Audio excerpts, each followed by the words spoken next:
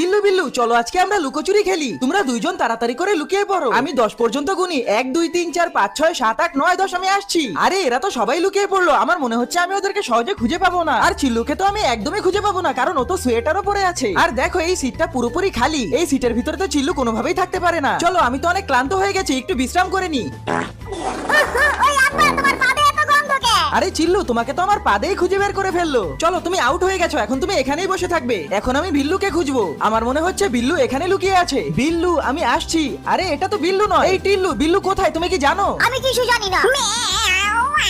বিল্লু, কি ভেবেছিলে আমি তোমাকে খুঁজে পাবো না? এই যে আমি তোমাকেও খুঁজে পেয়ে গেছি, আমি সবাইকেই খুঁজে পেয়ে গেছি। আরে এখন আবার টিল্লু কোথায় চলে গেল? এতক্ষণ তো এখানেই ছিল, এইটুকু সময়ের মধ্যে কোথায় চলে গেল? আরে টিল্লু আবার নিচে পড়ে গেল নাকি? আর জানালাও তো খোলা। আরে রে, এখানেই তো টিল্লুর পশম। আরে ওকে তো নিচেও কোথাও দেখতে পাচ্ছি না। আরে টিল্লুকে আবার কুকুরে ধরে নিয়ে গেল নাকি? হে আল্লাহ, আমার টিল্লু বিড়াল কোথায় চলে গেল? আমি পাগল, আমি ওকে কেন বকা দিলাম? এখন কি হবে? হে